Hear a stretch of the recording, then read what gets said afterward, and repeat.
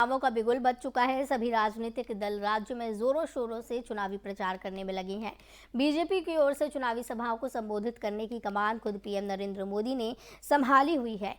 BJP उच्च दांव वाली चुनावी लड़ाई में अपने ट्रम्प कार्ड का उपयोग करने के लिए तैयार है, क्योंकि पीएम नरेंद्र मोदी आगामी विधानसभा चुनाव के लिए अपने गृह राज्य गुजरात में अपनी पार्टी के लिए प्रचार करने वाले हैं। गुजरात में 27 वर्षों से चली आ रही बीजेपी की सरकार इस बार भी सत्ता में पार्टी को बरकरार रखने के लिए पुरजोर मेहनत कर रही है।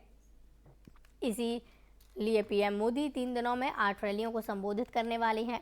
पीएम शनिवार से चुनाव प्रचार की शुरुआत करेंगे। मोदी का चुनावी प्रचार गुजरात के दक्षिणी क्षेत्र से आरंभ होगा।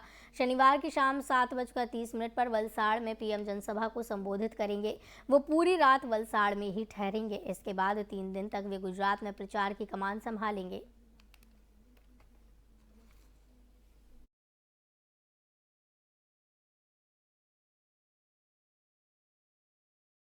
कांग्रेस की भारत जोड़ो यात्रा इन दिनों महाराष्ट्र में है। आज सुबह राहुल गांधी के नेतृत्व में महाराष्ट्र के बालापुर से यात्रा की शुरुआत हुई। बीते दिन पातुर में राहुल गांधी ने प्रेस कॉन्फ्रेंस कर मोदी सरकार पर जमकर हमला बोला और सावरकर को भी आड़े हाथों लिया।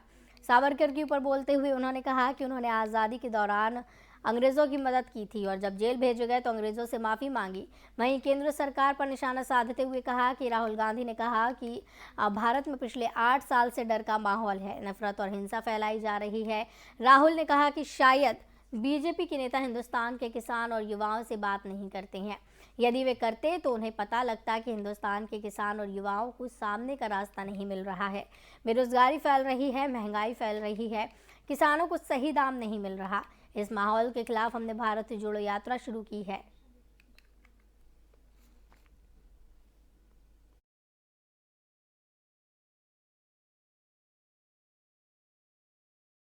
खनन मामले में बीते दिन ईडी ने अधिकारियों ने झारखंड के मुख्यमंत्री हेमंत सोरेन से तकरीबन 10 घंटे तक पूछताछ की है। हेमंत सोरेन 10 घंटे तक ईडी दफ्तर में रहे और ईडी ने पूछताछ की हेमंत सोरेन से। मुख्यमंत्री दिन में 12:05 पर ईडी कार्यालय पहुंचे थे। उसके बाद केंद्रीय जांच एजेंसी के ऑफिस का गेट बंद कर दिया गया। तब से लगातार पूछताछ हो रही है।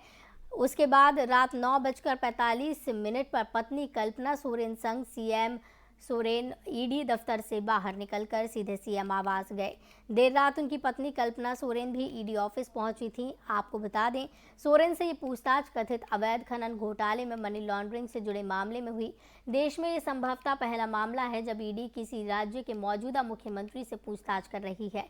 झारखंड में कथित अवैध खनन घोटाले में ईडी ने हेमंत सोरेन के 2 करीबियों को गिरफ्तार किया था। इसके बाद ईडी ने पूछताछ के लिए झारखंड के सीएम को समन भेजा। ईडी ने साहेबगंज जिले में अवैध खनन मामले से जुड़ी मनी लॉन्ड्रिंग मामले में प्रतिनिधित्व अधिनियम 1951 के उल्लंघन के आरोप में सीएम सोरेन को पूछताछ के लिए तलब किया था।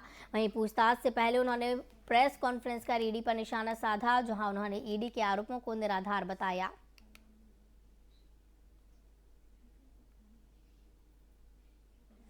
तो ग्राफिक्स के जरिए आपको बता दें है हेमंत सोरेन को ईडी का बुलावा और क्या पूरा मामला है। ईडी ने सीएम हेमंत सोरेन को पूछताछ के लिए तलब किया। ईडी ने जनप्रतिनिधित्व अधिनियम 1951 के उल्लंघन के आरोप में तलब किया। साहिबगंज जिले में अवैध खनन मामले से जुड़ी मनी लॉन्ड्रिंग मामले में जांच के लिए सीएम को तलब किया गया है। ईडी ने सोरेन के राजनीतिक सहयोगी पंकज मिश्रा और 2 सहयोगियों को गिरफ्तार किया।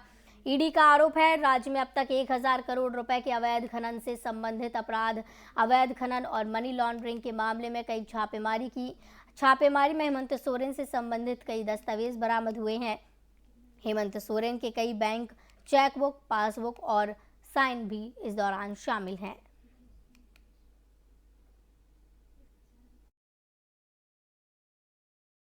पेश होने से पहले हेमंत सोरेन ने कहा है ईडी और राज्यपाल पर सीएम हेमंत सोरेन बरसे हैं और सरकार को गिराने की कोशिश करने का आरोप लगाया है। उन्होंने कहा कि साजिश रचने वालों का राज्यपाल साथ दे रहे हैं।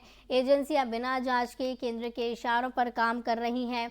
बिना जांच के एजेंसियां आरोप लगा रही हैं। हमें डराने की कोशिश की जा रही है। मेरे ऊपर लगे सभी आरोप गलत हैं। ये घोटाले का आरोप समझ से बाहर है। समन की ऐसी कार्रवाई चल रही है जैसे मैं देश छोड़ने वाला हूं।